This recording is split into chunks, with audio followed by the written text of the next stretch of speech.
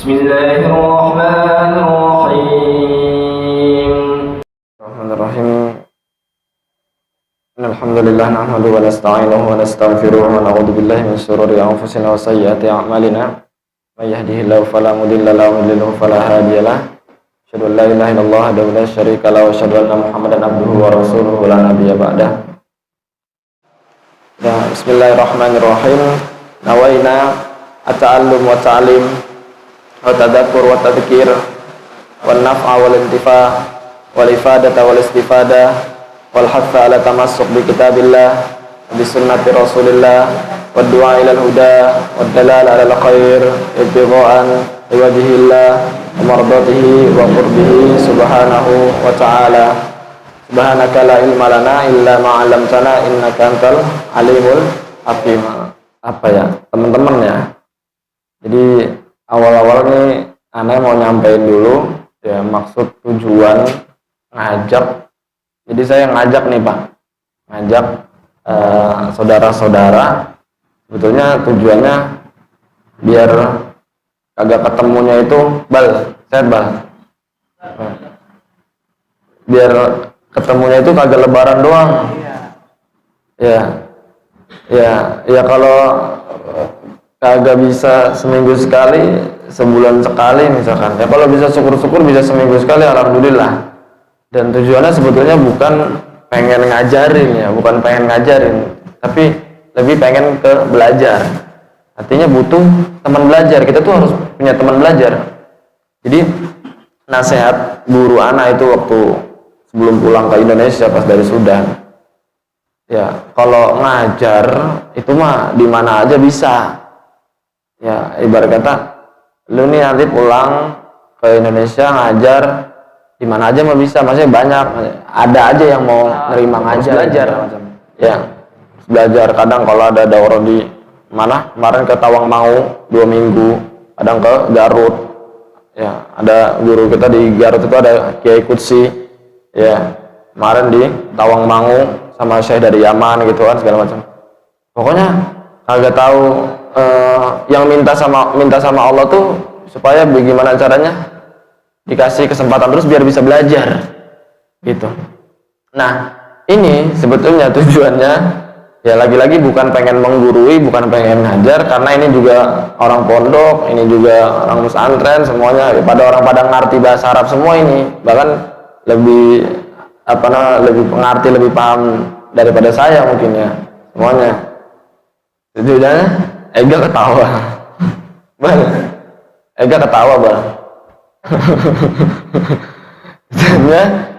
Jadi punya kelompok belajar bareng gitu ya, karena kadang kita kalau baca ya kan, ada yang mungkin kita pahami ternyata orang lain memahaminya beda kayak gitu kita. Nah, itu perlu belajar bareng, duduk bareng, baca. Jadi saling ngasih faedah, oh itu maknanya seperti itu, bukan ini. Oh ini kayak gini. Jadi di situ ya diskusi gitu. Tujuannya itu belajar. Nah, alhamdulillah sepulang dari Indonesia itu nyari ya tempat-tempat muzakarah gitu ya.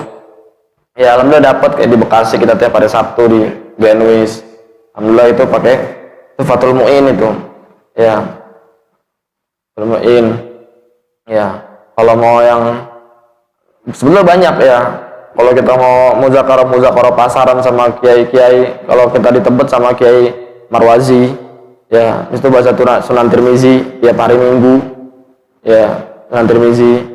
Kalau Bukharinya beliau di Al-Hikam Depok, ya.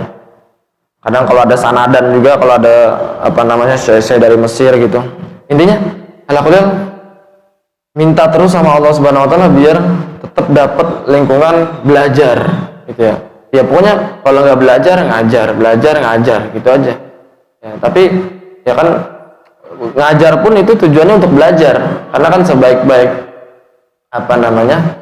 kita belajar kan ngajar gitu. Ya. Dari situ nanti kita tahu ada kekurangan dan segala macam. Nah, jadi ini mohon izin nih, ya Kiai Ihsan, Kiai Irfan, sama Ustadz Iqbal semuanya Pak Haji ya. Jadi bukan sini bukan menggurui, bukan apa, hanya mungkin mimpin ini aja majelis kita ya. Dan yang kita kita pilih ini kitabnya Bidayatul Hidayah ya. Bidayatul Hidayah ini karangan Hujatul Islam Al-Imam Al-Ghazali ya. Beliau ulama yang lahir pada tahun ya 450 Hijriah ya, 450 Hijriah, dan beliau diwafatkan dalam usia yang kalau boleh kita bilang ya nggak banyak, nggak nyampe tua. Jadi kita pilih kitab Bidayatul Hidayah ya. Sebetulnya banyak kalau mau kita pilih kitab ngaji ya. Kadang nyari apa ya, mau Quran, mau tafsir, mau hadis, mau apa. Tapi kayaknya yang ringan tapi juga nggak kehilangan esensi gitu. Ya, kayaknya cocok Bidayatul Hidayah. Ya, bidayah itu kan artinya permulaan, awal. Ya, awal daripada hidayah. Ya, yang namanya bidayah itu pasti juga ada akhirnya. Ya, jadi orang itu nggak akan sampai kepada akhir puncak daripada hidayah kalau dia nggak menempuh awal daripada hidayah dulu. Sebelumnya kita berkenalan dulu mungkin dengan Al-Imam Al-Ghazali. Ya, beliau ya kunyanya Abu Hamid. Ya, Abu Hamid. Ya, sebenarnya anak kalau ngajar biasanya pakai papan tulis anaknya. Ada. Ini. Tapi nggak Pak? Ya, Abu Hamid. Ya. Jadi kadang ya biar keluar itu nggak cuma sampai kuping doang, tapi ada yang dibawa gitu, ya kan? Abu Hamid ya, Muhammad ya, Ibnu Muhammad ya. Jadi namanya Muhammad, bapaknya Muhammad, kakeknya Muhammad. Lah, bagaimana itu? Ya, jadi triple Muhammad ya. At-Tusi ya, beliau lahir di Taus ya. Muhammad ya, Ibnu Muhammad ya.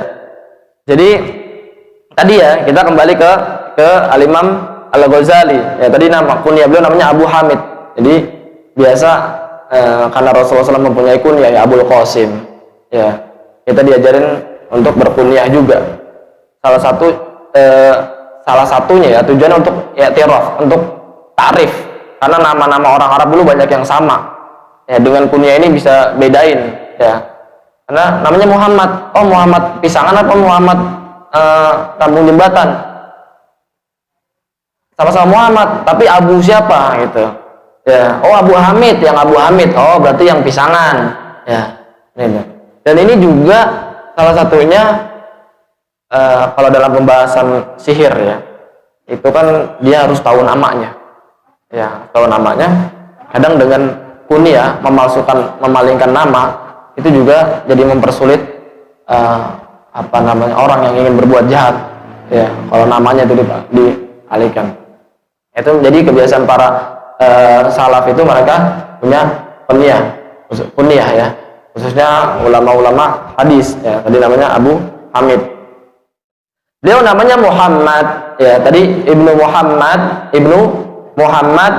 bin Ahmad ya. Jadi Muhammad, bapaknya Muhammad, kakeknya Muhammad ya. Terus kakeknya bapak ya, itu Ahmad ya. Al-Ghazali At-Tusi ya. Beliau yukna bi Abi Hamid ya, dan dikasih lakop dengan Hujatul Islam ya. Lakop itu datang dari orang lain ya, dari orang lain, karena beliau paham sunnah, paham ulum-ulum syariah. Jadi beliau jadi pendekar, jadi pembela Islam pada saat itu. Ketika misalkan Islam mendapatkan distorsi ya, pemahaman-pemahaman yang miring, beliau yang meluruskan. Seperti Al-Imam An-Nawawi misalkan, beliau ya dilakopin dengan apa? Muhyiddin. Muhyiddin artinya apa? Penghidup agama. Tapi apakah beliau bangga dikasih lakop Muhyiddin? Ya, kalau kita kan dikasih malah kita nyari gelar, nyari lakop ya. Kalau kagak disebut gelarnya, kagak disebut lakopnya, marah ya. Muhyiddin, Imam Nawawi itu ketika dilakopin Muhyiddin, beliau mengatakan apa? La ja'alu fi hailin man laqabbani bi Muhyiddin. Aku nggak akan halalkan ya di hadapan Allah kelak yang melakopin aku Muhyiddin. Jadi beliau nggak ridho, nggak terima. Ya, kebalikan mungkin sama kebanyakan kita ya. Ya. Baru pulang haji ya, acara apa sebut namanya, kagak pakai hajinya lupa, ambek, kagak datang lagi. Ya. Dan itu padahal adanya ada di Indonesia doang ya, di negara manapun nggak ada namanya orang pulang haji dipanggil haji. Bener ini sumpah. Ya. Ya. Nah justru malah mereka ingin menutupi ya amal mereka, nggak mau ya dibilang haji gitu kan ya. Tapi alhamdulillah nggak apa-apa, itu doa ya, karena kita doa. Kadang orang pakai peci di pasar dibilang haji, itu doa ya, biar aminin aja gitu, jangan bilang gue belum haji, udah amin aja ya. Tadi ya beliau dilahirkan tahun 450 Hijriah ya, ikat aja 450 Hijriah, terus wafat tahun 505, 55 tahun. Tapi pengembaraan beliau terhadap ilmu itu amat ya luas ya. Beliau banyak ya belajar, mengkaji sampai nanti mulai dari ilmu akidah, ilmu Al-Quran ya, ilmu hadis.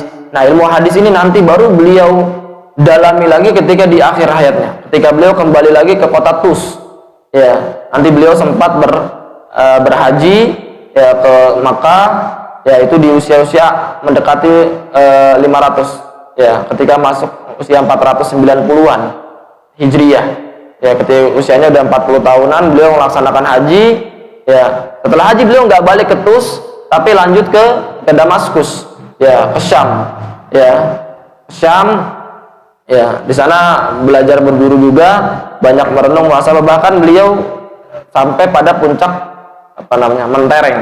Jadi beliau sampai jadi rektor Universitas Nizamiyah di Baghdad ya, karena dikenal dengan ilmuannya. Nah Abu Hamid ini, Imam Ghazali itu memang lahir dari keluarga yang soleh. Bapaknya ini Muhammad adalah orang yang soleh, suka ilmu, cinta ilmu. Setiap hadirin kajian, pengajian, misalkan hadirin kajian fikih, dia selalu berdoa semoga anak saya ya Muhammad itu jadi ahli fikih. Jadi punya anak dua, Muhammad sama Ahmad ya, abang ade nih. Yang Muhammad ini Al-Ghazali, yang Ahmad ini bukan Imam Ghazali tapi abang ade. Ketika ngadirin majlisul wa'adz, majlis tausiah, taujihat yang mengingatkan kematian dan segala macam, yang bisa nasihat lah, bisa berorasi ya, bisa memberikan taujih, nasihat. Beliau berdoa semoga anakku Ahmad bisa jadi al-wa'id ya, sebagai orang yang bisa memberikan pencerahan, menyentuh hati orang ya.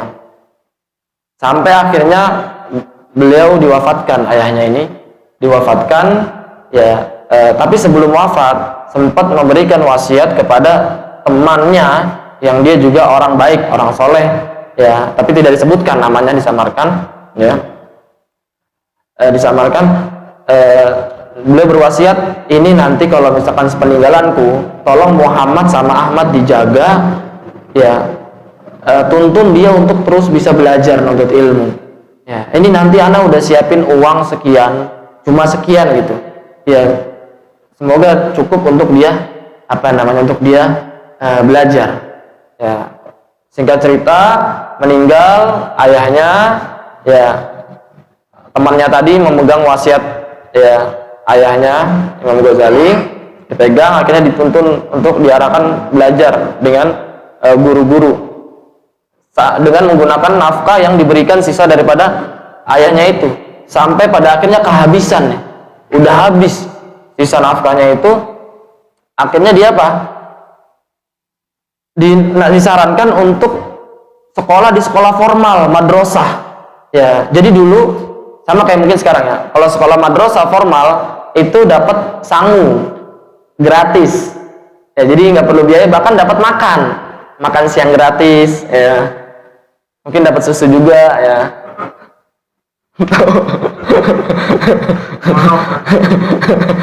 Dapat makan ya. Jadi si temannya bapaknya itu minta maaf kepada Muhammad dan Ahmad, mengatakan mohon maaf nih, infaknya, uangnya yang disisakan sama orang tuamu sudah habis ya, jadi sekarang saya sarankan kamu berdua belajar ke madrasah, sekolah formal. Tujuannya itu supaya selain gratis dapat makan ya. Makanya nanti ada perkataan Imam Ghazali yang masyhur ya, perkataan dalam Fimana, dalam artinya seperti ini: aku belajar ilmu untuk dunia ya,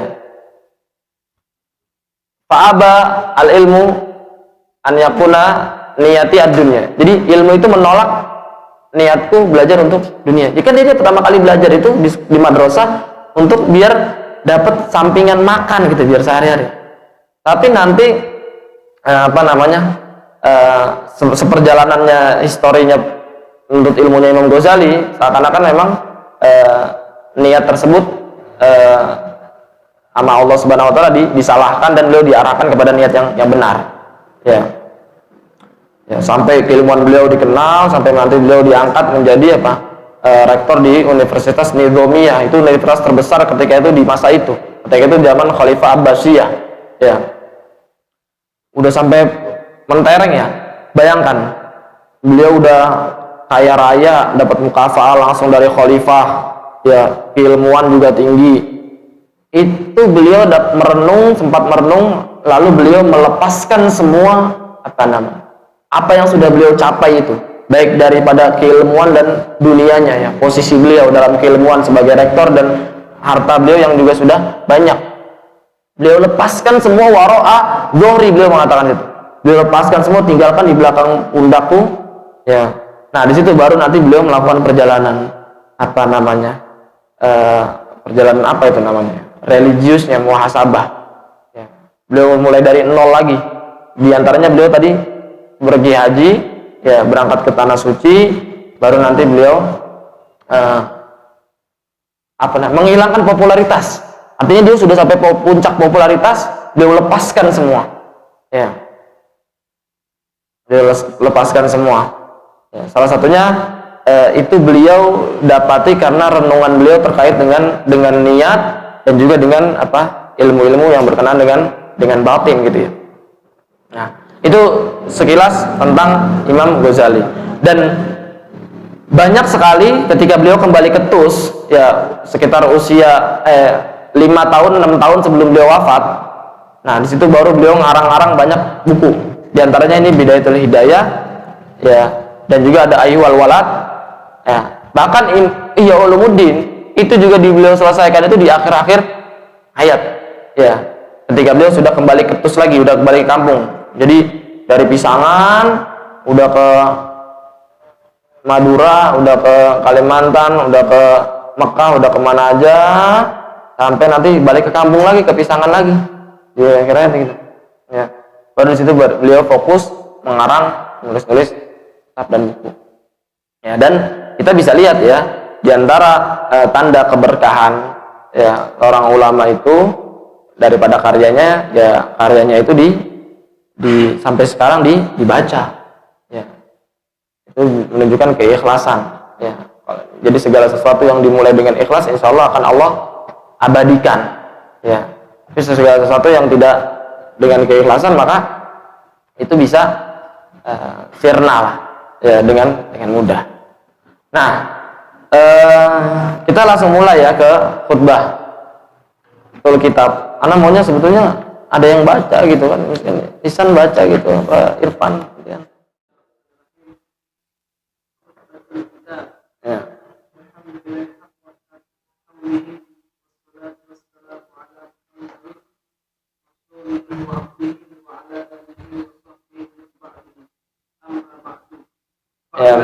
Ya, cukup. Ya, barakallahu fiik. Ya, sebelumnya pertama di khutbatul kitab beliau menyampaikan Bismillahirrahmanirrahim ya. Bismillahirrahmanirrahim. Ya ini kebiasaan para alim, para ulama, beliau selalu memulai daripada tulisannya itu dengan Bismillahirrahmanirrahim. Bismillahirrahmanirrahim. Yang pertama karena apa? Ya ketidaan ya bin nabi ya. Terus juga apa namanya menjalankan perintah Allah Subhanahu wa taala. Ya, mengikuti Nabi Allah Subhanahu wa taala sebagaimana Allah Subhanahu wa taala memulai kalamullah Al-Qur'an itu dengan Bismillahirrahmanirrahim.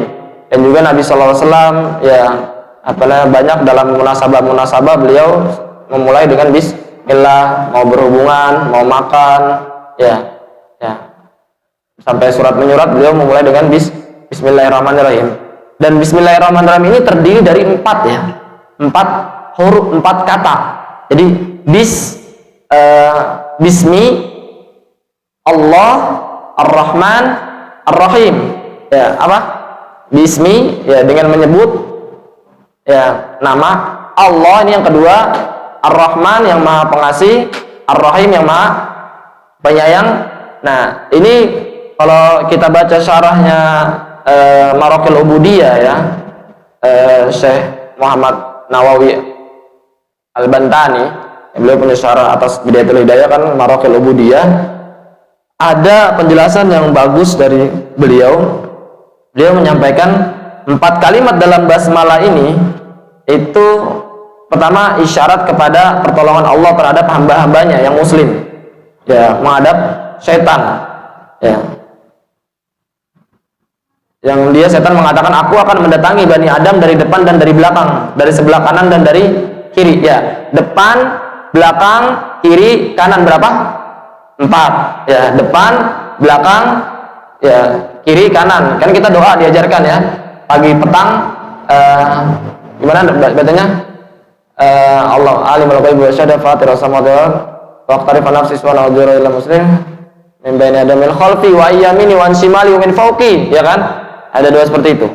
Nah, itu gambaran dan seperti itu. Menjadi 4 kalimat ini. Dan juga 4 kalimat ini mengisyaratkan bahwa perbuatan maksiat ya yang dilakukan orang mukmin itu dalam 4 keadaan ya. Keadaan sembunyi-sembunyi, keadaan terang-terangan, terus pada malam hari, terus pada siang hari. 4 juga ini. Ya, terang-terangan, sembunyi-sembunyi, malam hari, siang hari. Ya. Nah, maka Allah Subhanahu wa taala memberi kaum mukmin itu kalimat ini ya untuk menebus dosa-dosa yang mereka lakukan di 4 keadaan tersebut. Yang Bismillahirrahmanirrahim. Ya. Dan ya ini memang tidak ada dalilnya ya tentang Bismillahirrahmanirrahim, tapi tidak ada salahnya ketika ulama coba menggali hikmahnya, kenapa kok Bismillahirrahmanirrahim, kenapa kok ba duluan ya terus sin gitu ya, terus mim, terus alif, terus lam ya. Ternyata itu ya Sayyidina Al-Bantani ya rahimallahu rahmatan wasi'ah ya, beliau menyebutkan al-ba itu artinya bara'atullah ya. Ba itu bara'atullah artinya kebebasan yang diberikan Allah bagi orang-orang yang memperoleh kebahagiaan. Jadi ba itu artinya bara'atullah ya, kebebasan yang diberikan Allah bagi orang-orang yang memperoleh kebahagiaan. Sin ya itu artinya satrullah ya, apa? Satrullah itu artinya perlindungan Allah atas orang-orang yang jahil ya. Mim itu mahabbatullah ya, apa? Kecintaan Allah bagi orang-orang yang beragama Islam ya, mahabbatullah kan, bi ba sin mim. Terus apa? Alif ya, alif itu artinya ulfatullah ya, artinya kasih sayang Allah ya, kasih sayang Allah. Terus lam ya, lam itu latifatullah ya, latifatullah artinya kelembutan Allah ya. Terus apa lagi? Ha, hidayah. Ha ini apa? Hidayatullah ya, ada hidayah ya, hidayatullah. Ha ini hidayatullah artinya petunjuk dari Allah ya. Jadi kalau manggil daya itu jangan daya-daya, hidayah lengkap. Orang itu nama bagus, petunjuk. Kalau daya kagak ada artinya. Ada. Ini hidayah. Ya. Nah, oh ya. Ya tapi susah juga ya, panjang kan. Ya kayak nama anak kan Hibzillah misalkan. Panjang, ribet namanya. Bilang Jil gitu kan. Enggak apa-apa, enggak ada artinya gitu. Enggak apa-apa ya. Enggak bermaksud untuk apa namanya menjelekkan atau mengurangi makna, enggak sebenarnya. Ya. Begitu. Jadi kalau daya dipanggil daya bukan maksudnya apa agak doain ya. Tapi biar mudah aja nyebutnya. Terus habis itu apa? Ro ya di situ, ro itu ridwanullah ya, artinya keriduan Allah atas orang-orang yang terdahulu masuk Islam ya, dan orang-orang yang bertaubat disebutkan. Ha kan ar-Rahman ya, ro ha di sini hilmullah ya, hilmullah ya, pemberian kelonggaran oleh Allah bagi orang-orang yang berdosa. Mim jadi ini minnatullah, apa itu karunia Allah atas orang-orang yang beriman. Terus apa lagi? Ar-Rahman nih, nun ya, nun di sini adanya nurul ma'rifah ya, nurul ma'rifah itu cahaya pengetahuan di dunia dan cahaya ketaatan di akhirat. Terus yang terakhir apa? Ya, karena mim udah ada disebutin di sebelumnya, maka nggak perlu disebutin lagi kan. Terakhir Ar-Rahmanir Rahim ya, jadi yang udah disebutin kagak disebutin lagi, jadi cukup ya doang. Sini ya tuh yadullah, artinya pemeliharaan Allah atas kaum muslimin. Nah, itu di situ beliau coba apa namanya menggali. Walaupun dalilnya mana? Agak ada, kalau kita cari dalilnya mau di Quran mau di Sunnah agak ada. Tapi kan ya tidak ada salahnya ulama itu menggali-gali hikmah itu, ya enggak? Ya, selama tidak keluar daripada apa? Dari koridor syariat gitu ya. Ya kecuali kalau memaknainya dengan yang menyelisih syariat, sin dinamain syirik misalkan. Ya, apa ya, itu luar. Selama bagus semuanya, satrullah, mahabbatullah ya, cintaan Allah, penutup itu semuanya adalah bagus. Ya. Nah, terus juga tadi beliau menyebutkan alhamdulillahi haqqa hamdihi, ya, segala puji bagi Allah, ya. Dan beliau adalah yang paling berat untuk dipuji, ya. Ini juga merupakan yang diajarkan oleh Nabi sallallahu alaihi wasallam. Kita di awal ya permulaan itu selain bismillah dan juga ada pujian kepada Allah, alhamdulillah. Karena ada dua hadis. Yang pertama, kullu amrin dibalin la yubda'u bi bismillah bahwa aqta au abtar au ajzam. Ya. Ada juga kullu amrin dibalin la yubda bi hamdalah, bihamdillah, itu juga ada. Ya. Itu juga dia tertolak, terputus, ya. Walaupun ada yang mengatakan hadis ini dhaif, tapi dalam fadhailul amal bagus, ya. Ya.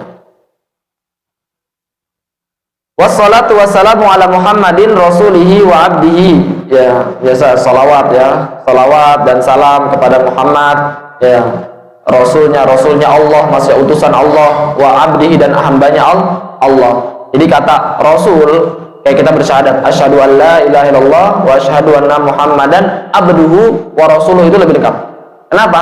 Ketika kita menyebutkan abad, kita menafikan kita orang-orang yang dulu terhadap Rasulullah SAW, ya, yang memposisikan Rasulullah SAW di atas, ya, bahkan setara dengan Allah Subhanahu Wa Taala diibadahi. Padahal tidak demikian, Rasulullah SAW adalah hambanya Allah. Nah, ini untuk menafikan orang-orang yang berlebihan terhadap Nabi Muhammad. Dan ketika menyebutkan Rasulullah abdu wa rasuluh, ini untuk menafikan orang-orang yang merendahkan Rasulullah, ya, yang menganggap Rasul Muhammad kan manusia biasa, itu nggak perlu dia terlalu dihormati, nggak perlu digini-gini. Nah, dia itu manusia biasa, tapi dia adalah utusan Allah, ya. Jadi dia juga harus diposisikan, punya kedudukan, ya.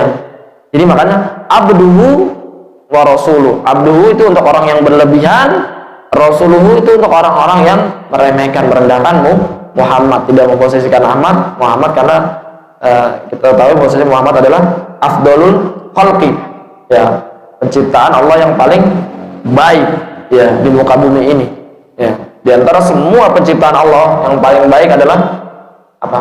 Muhammad, ya. Dan itu mencakup semua, baik yang hidup maupun yang mati, benda hidup maupun mati. Ya, sampai langit, bumi, surga, neraka, Muhammad lebih baik di antara itu semua. Ya, Nabi kita Muhammad sallallahu alaihi wasallam.